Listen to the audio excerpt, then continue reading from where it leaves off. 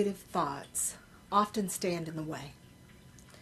If you think about it like we're climbing a mountain, our own negative thoughts are the big boulders that block us from getting to our destination.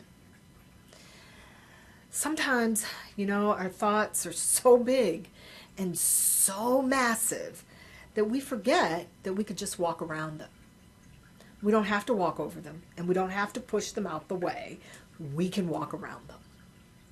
So I want to talk to you about how our own negative thoughts or our own negative self-talk limits us, how it becomes big, huge challenges, big, huge obstacles for us to overcome, becoming our best selves.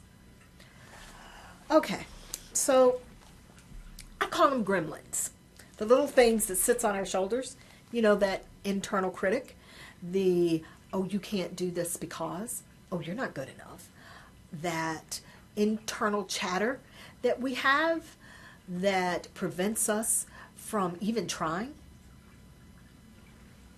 Or, that internal chatter that we have that when we look at the person who is most dear to us, that internal chatter actually shuts us off from even connecting with that person. You know what I'm talking about. The I'm not good enough internal chatter. You don't have enough money. Oh, they'll never listen to you. You don't have enough experience. You're too old. You're too this.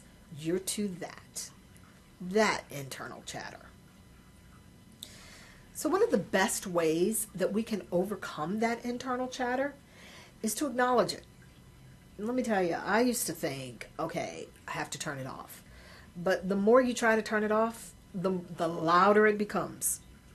The more you try to numb it with things like buying new clothes or going shopping, or like for some people they numb it with destructive things, drugs and alcohol, and other people they numb it by watching too much TV or playing too many video games. You know what I'm talking about. The more you try to do that, the louder that internal chatter becomes.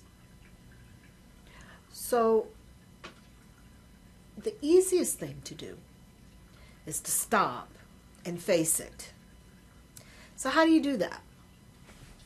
Well, you can do that a number of ways. And a lot of experts have come up with different ways in which you can do that. And I'm going to talk a little bit about one way that I find particularly helpful for me, and that it's also a tool that is used in the brain trust system. And that one way is to actually write down the internal thought. Write it down.